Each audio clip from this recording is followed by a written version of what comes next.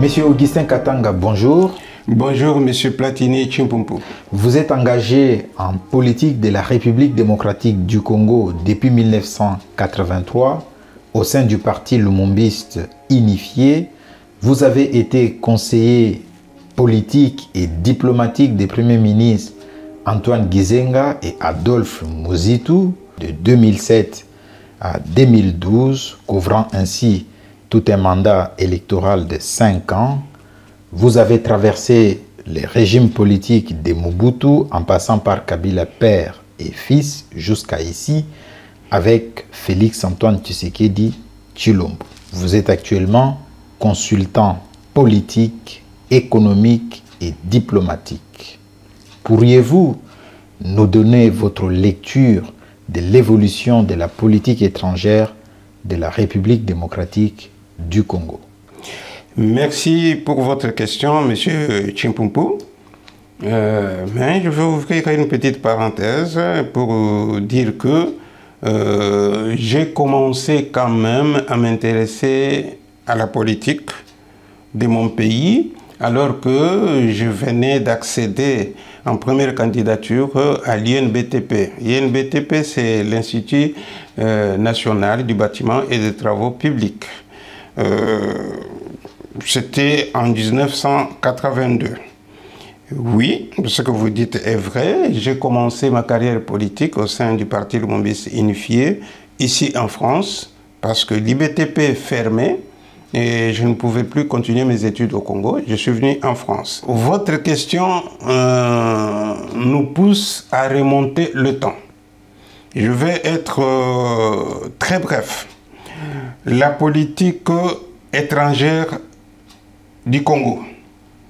Le Congo, Congo-Kinshasa. Cette politique de 1885 à 1960 était une politique qui était menée par la métropole, c'est-à-dire le royaume de Belgique. C'est le pays colonisateur du Congo qui menait cette politique-là. En 60, le Congo accède à son indépendance, c'est-à-dire à sa souveraineté nationale et internationale. Et là commence l'apprentissage des nouvelles autorités congolaises. Et le Congo, jeune pays, se verra confronté à résoudre ses problèmes tout seul. C'est là que le président congolais Joseph Kasavubu et le premier ministre congolais Patrice Emery Lumumba commencent leur politique étrangère, c'est-à-dire un apprentissage à la diplomatie. Et cette diplomatie a été une diplomatie d'ouverture, une diplomatie de réconciliation, mais c'était une démarche très âpre parce qu'ils venaient de prendre les rênes de pouvoir au Congo. Ils n'avaient jamais été ni ministres, ni présidents, ni qui que ce soit. Ils étaient des administratifs pendant l'époque coloniale. Ils commencent l'apprentissage de cette diplomatie. Alors, Patrice Emery et le président Kasavubu, leur première mission à l'étranger, c'est à l'ONU. Mais pourquoi ils sont partis à l'ONU? Le Congo est indépendant en 60, le 30 juin 1960. Le 5 ou le 6 juillet, il y a une sécession au Katanga, il y a une sécession au Kasaï. Ils doivent résoudre ces problèmes-là, mais ils ne voient pas comment résoudre. Ils se réfèrent à l'Organisation des Nations Unies. C'est leur première mission. Et cette diplomatie que je peux qualifier une diplomatie de dialogue ou de résolution des problèmes leur a coûté cher. Ça coûtait même la vie des hommes. Parce que, quelques temps plus tard, Patrice Lumumba a été assassiné. A été assassiné. Mais la diplomatie, c'est quoi donc la diplomatie? La diplomatie se définit comme, globalement, hein, comme un ensemble des règles et des usages qui gouvernent les relations des nations ou des relations entre les nations. Le Congo a connu cette diplomatie-là, d'ouverture, diplomatie de tâtonnement, diplomatie de recherche des solutions, en 60. De 60 à 65, c'est cette diplomatie-là. De 65 à 1997, oui. Le président Kasavubu a été déposé par le lieutenant général Joseph Désiré à l'époque. Et il va devenir maréchal président par la suite. Mais lui, pendant toute cette période, sa diplomatie a été une diplomatie d'obéissance, une diplomatie de soumission et une diplomatie aussi de développement. Là, j'ai défini la politique étrangère du Congo comme étant une politique de soumission par les anciennes colonisateurs. Les anciens colonisateurs et par la communauté internationale, c'est-à-dire des grandes puissances. C'est comme ça que je peux qualifier la politique étrangère couvrant toute la période du maréchal Mobutu. Mais il a mené aussi une diplomatie de développement parce qu'il a su construire certaines infrastructures qui étaient utiles au peuple zaïrois à l'époque. Je ne vais pas entrer en détail toute autre chose qu'il a dû faire pendant cette période. Mais nous arrivons maintenant à l'époque où Laurent Désiré, il était dans les valises d'une révolution qui était pilotée depuis le Rwanda au sein d'un mouvement appelé l'AFDL, Alliance des forces démocratiques pour la libération du Congo. Et ce mouvement est arrivé jusqu'à Kinshasa et Mobutu a plié bagage et est parti en exil. Laurent Désiré, c'est le terme communément appelé, s'est autoproclamé président du Congo. En 1997. En 1997. À partir de Lubumbashi. Voilà. Mais ce n'est pas le président du Zaïre. Mobutu était le président du Zaïre. Quand il est parti en exil, Laurent arrive, c'est République démocratique du Congo. Sa diplomatie à lui, Laurent Désiré, était une diplomatie d'ouverture et une diplomatie d'indépendance, une politique étrangère de liberté, d'indépendance, de souveraineté. Parce qu'il considérait que un pays libre, un pays indépendant ne peut pas recevoir des injonctions venant d'ailleurs.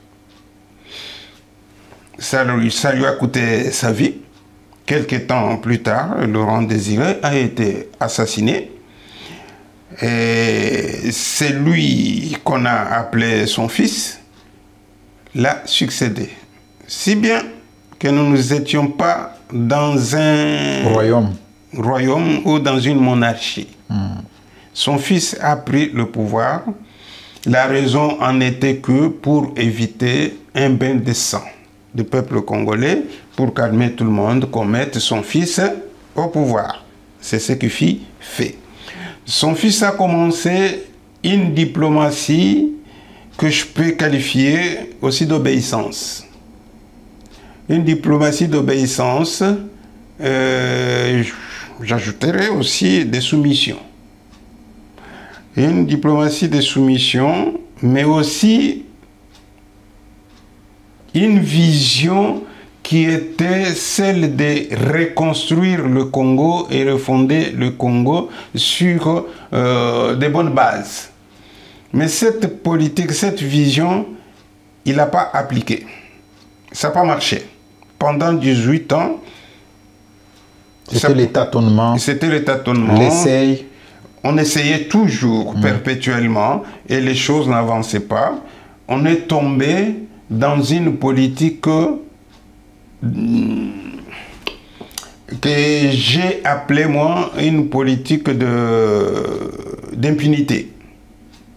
Et cette politique d'impunité, sa diplomatie a été économiquement une diplomatie de laisser aller. Parce que beaucoup de gens sont venus au Congo, les étrangers, soi-disant investisseurs, ils sont venus, ils se sont remplis les poches et le peuple congolais n'a rien trouvé comme son compte. Donc, une diplomatie de soumission, une diplomatie de laisser aller, une diplomatie... ça, c'est Joseph Kabila. Puis arrive Félix Tshisekedi. Félix Antoine Tshisekedi appelait gentiment Fachi Béton. Quand il arrive, il se donne aussi une vision. Il dit, moi, ma politique étrangère, elle va être une politique de bon voisinage. D'abord, avec mes 9 voisins, les 9 voisins du Congo. Ça va être aussi une diplomatie de pardon, une diplomatie de réchauffement. Alors, si le Congo est en foi avec certains pays, il faut que nous puissions réchauffer nos relations avec ces pays-là. Donc, diplomatie d'ouverture, de réchauffement et de développement aussi. Et sécuritaire aussi. Sécuritaire. Sécuritaire parce qu'il y avait toujours des poches de menaces à l'est de notre pays, à l'est du Congo. Alors, il commence cette politique étrangère d'aller voir ses voisins, discuter pour que nous puissions être en symbiose, ensemble, travaillons pour le développement de nos pays respectifs. Voilà. Mais à un moment, il était coincé. Donc cette diplomatie a présenté des limites. Des limites. Des limites parce que lui, étant animé de bonne foi, mais il a rencontré sur son chemin ses collègues ou ses compères présidents qui étaient plus animés de mauvaise foi, qui ne disaient pas la vérité, qui n'étaient pas de véritables partenaires. Alors c'est là que je dis, cette diplomatie de Fachi a rencontré des difficultés. Mais sa diplomatie a payé au niveau où Fachi a pratiqué une diplomatie de dénonciation, une diplomatie de résolution. Alors, il a dénoncé, il a montré d'où venait le blocage. Et le monde entier a découvert aujourd'hui que le blocage vient de tel côté. Et notamment de Kagame, voilà, du Rwanda. Pour ne pas le citer. Donc, le blocage venait du côté du Rwanda et de l'Ouganda. Or, au départ, ils étaient à 3. Il y avait aussi le Burundi. Mais le Burundi s'est rebuffé. Le Burundi a compris le politique de bon voisinage. Il a signé des accords de bon voisinage avec le Congo. Je venais de dire que la diplomatie était l'ensemble des règles et des usages. Des règles, c'est des fondamentaux, c'est des lois ou des règlements qui régissent cette politique des relations entre des nations. Mais il y a les usages. Les usages, c'est ce que les autres ont déjà fait. Ceux qui étaient dans des conflits, comment ils ont résolu leurs problèmes.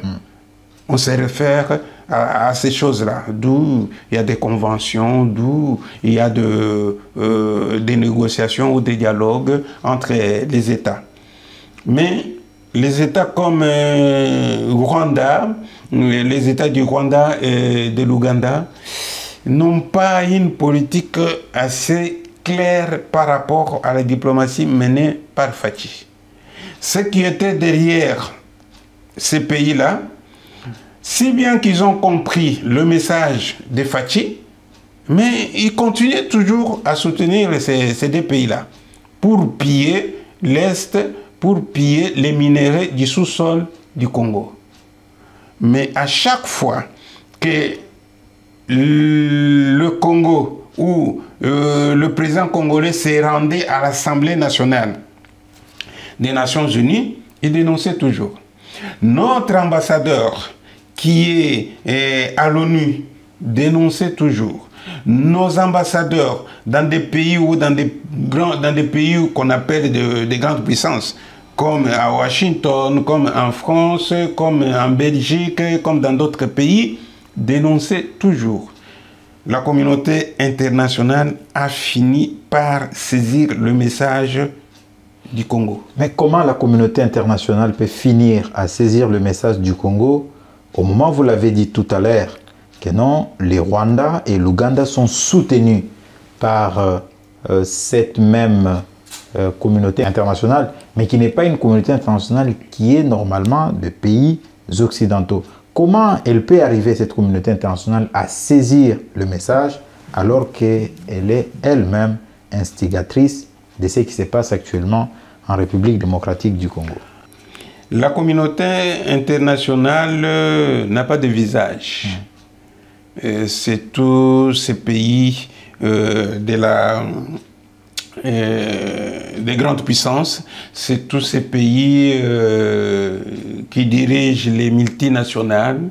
Le Congo est un pays ressource pour le monde entier. Le Congo, on nous dit ça tout le temps et nous le savons et même ils ont mené des enquêtes. Le Congo a des richesses énormes que les pays de la communauté internationale dont on vient de parler convoitent. Que ces pays-là ont besoin pour leur industrie. C'est pour cela... Personnellement, j'ai une petite réflexion là-dessus. J'ai toujours dit aux grandes puissances et à la communauté internationale ceci. Le Congo a ce que vous recherchez. Vous avez ce que le Congo recherche. Alors, soyez de véritables partenaires. C'est ce que le président Fachi traduit en disant la politique des gagnants-gagnants. Vous, la communauté internationale, vous, les multinationales, vous, les grandes puissances, vous gagnez, mais moi aussi, je gagne avec mon peuple. Je gagne avec mon peuple. C'est ça la politique des gagnants-gagnants. Ouais. Bon, maintenant, pourquoi j'ai dit que les autres, ils ont compris le message? Ils ont compris le message parce que aujourd'hui, celui qui s'est présenté comme étant le chouchou de cette communauté internationale, de ces grandes puissances, des Occidentaux, est presque quasiment abandonné par les grandes puissances, par certains pays de la communauté européenne. Je citerai entre autres la Belgique qui a rompu ses relations avec le Rwanda. Je peux citer au niveau de l'Afrique le Burkina Faso qui a rompu ses relations avec le Rwanda. Oui, pour ne pas vous couper, M. Katanga, cette politique de Fachi, de Félix-Antoine Tshisekedi Tshilombo, a payé parce que avant, à l'époque de Kabila, Kagame refusait de parler du Congo. Il menaçait même les journalistes à ce sujet. Mais aujourd'hui, Presque à chaque sortie médiatique de Paul Kagame, il parle du Congo, il parle de la situation du Congo. Donc j'ai comme l'impression que le président Félix a frappé fort, là où ça fait mal. Mais le comble, c'est que sur le plan national, il y a quand même une hésitation. Parce que je me rappelle à l'époque de Kabila, quand Kabila combattait les Rwandais, Kabila le père, Mosé, donc il y avait une opposition, une forte opposition. Mais c'est après sa mort qu'on a compris que sa lutte, même si c'est lui qui nous a amené les Rwandais au Congo, mais après sa mort, on a compris que sa lutte était noble. Donc j'ai craint qu'après le départ du président Tshisekedi, quand il ne sera plus le président, que les gens comprennent ce qui a été sa démarche contre le Rwanda et pour redorer l'image de la République démocratique du Congo. Oui, encore une très belle observation. Mais ce n'est pas Laurent Désiré Kabila qui a ramené les Rwandais au Congo. Beaucoup de Congolais se trompent sur ce sujet-là. Les Rwandais sont au Congo depuis longtemps. Depuis, il y a les gens qui remontent jusqu'à 1930. Premier génocide rwandais. Il y a un autre génocide, c'est 1951, si je ne me trompe pas. Il y a aussi un autre génocide, c'est 1959. Beaucoup de gens ne se réfèrent pas à cela. Le dernier, c'est celui de 1994. C'est le dernier. Bon. Laurent Désiré n'a pas ramené les Rwandais, n'est pas le premier à les ramener. Ils étaient déjà au Congo. Mais qui les avait amenés à l'époque? En 1997, on va monter une rébellion fantoche. Ce qui était dans l'AFDL, c'était que des Rwandais. Mais on va mettre à la tête de cette rébellion les Congolais. Laurent Désiré Kabila va rejoindre d'ailleurs cette rébellion de l'AFDL plus tard. La rébellion a commencé au mois de septembre 1996. Mais Laurent Désiré les a rejoints qu'au mois de novembre-décembre de cette même année. Il y avait d'autres Congolais avant lui. Comme Ngandou Lissassi. Comme Kissassi Ngandou. Il y avait d'autres Congolais comme Massassou.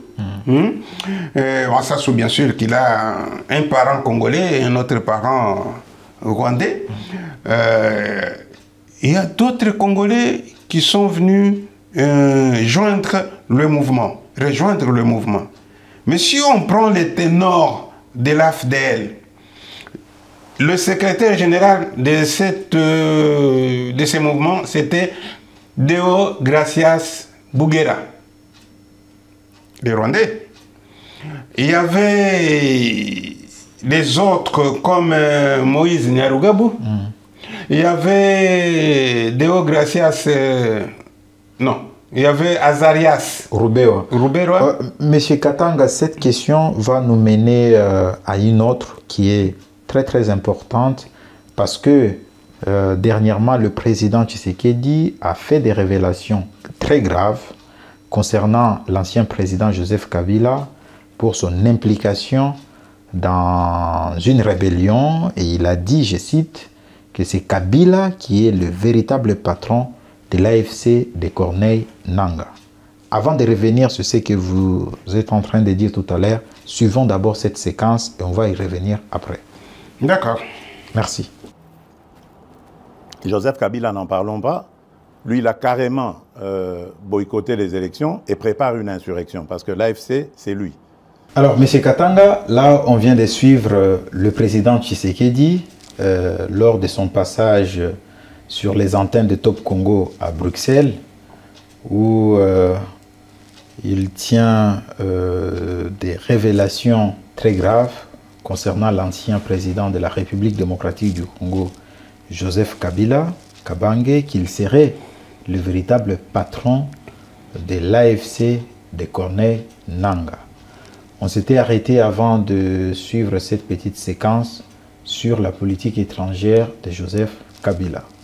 Alors, brièvement, quelle est la définition de la politique étrangère de Joseph Kabila en 3 mots? On ne va pas s'attarder sur ça. Quelle a été sa définition? Quels ont été les objectifs assignés à son action extérieure en termes de grandes puissances et aussi avec les pays émergents, notamment la Chine, parce que n'oublions pas qu'il y a eu un grand et gros contrat entre la République démocratique du Congo et la République populaire de Chine. Merci, monsieur Chimpumpu. La politique étrangère de l'administration Kabila est très mitigée. Il y avait peut-être de bonnes idées, mais je peux dire que l'administration de Joseph Kabila était championne en travaux inachevés, des travaux non finis. Ça me rappelle une émission que je suivais à l'époque. C'était une émission qui passait sur RTBF, c'est la radio-télévision belge de la communauté française. Cette émission s'appelait « Les travaux inutiles ». Alors, on commence les travaux, on ne les finit pas, on les abandonne, on a déboursé de l'argent, les gens se sont remplis les poches, ainsi de suite. C'est l'impression que j'ai d'avoir vécu une situation pareille, parce que j'étais la première mandature de Kabila, la mandature officielle, hein, parce que 1+4 et les autres là, c'était des trucs bricolés de toutes pièces. Mais en 2006, il est devenu officiellement président. Moi, j'étais conseiller au cabinet du Premier ministre Gizenga. Et après, quand Gizenga est parti, je suis resté avec le Premier ministre Muzito. Donc, j'ai vécu ce qu'on a appelé les 5 chantiers. Les 5 chantiers et la révolution de la modernité. Donc, selon vous, c'est un fiasco ou total. C'est un fiasco parce que c'est les travaux non finis où les travaux sont exécutés, mais avec mais pas un travail qui est fait avec amour, avec goût. Hein? On peut réhabiliter une rue ou une route. Au bout de 6 mois, les mêmes trous reviennent. Tout le monde, tout Kinois, connaît l'affaire Liburu Mazengele Angaba. Oui, cela nous ramène à ce que les Kinois ironisaient tout autour de cette affaire des 5 chantiers, où quand il y avait un travail ou des travaux inachevés, les gens parlaient et ironisaient tout autour de cette histoire. Donc, voulez-vous dire que les gens se sont enrichis sur les dos d'un programme, d'une vision qui devrait normalement amener le développement en République démocratique du Congo? Absolument. Je le confirme parce que la vision de l'administration Kabila était la suivante au début de son premier mandat. Le programme des 5 chantiers était un programme suggéré par le Premier ministre, le patriarche Antoine Gizenga, d'heureuse mémoire. Et ce programme ou cette vision de faire les choses, c'était du troc avec le gouvernement chinois. Les Chinois nous apportent la liquidité, donc l'argent frais, les capitaux. Nous, en contrepartie, on leur donne les minéraux. Mais la façon dont les gens de l'administration Joseph Kabila ont torpillé ces deals, mais désolé. Parce qu'au départ, c'était 9 milliards que la Chine devait apporter au Congo. Ça a baissé de 3 milliards, c'était devenu 6 milliards. Ça a encore baissé, on a abouti à peu près 4 milliards. C'est honteux. Les gens vous proposent 9 milliards, vous tombez à 4 milliards, c'est que vous n'êtes pas intelligent. Mais c'est dit à quoi? Est-ce que c'est par manque de diplomates ou des gens à même de négocier les contrats en faveur de la République démocratique du Congo, ou c'est juste par la superpuissance de la Chine qui a imposé sa volonté à la République démocratique du Congo? Pas du tout. La Chine est un bon partenaire. Bon, la Chine, parce qu'on parle de la Chine, quand on dit l'État chinois, disons, en bon terme, c'est l'État chinois est un bon partenaire, respectueux de ses engagements. Seulement voilà, quand vous, de votre côté, dans votre camp, vous n'êtes pas sérieux, ils deviennent aussi moins sérieux. Je confirme ce que vous dites, M. Katanga, parce que les Chinois ont accepté de renégocier sous le président Tshisekedi, de renégocier les contrats catastrophiques et criminels qui a été signé par le président Kabila, du moins par ses collaborateurs.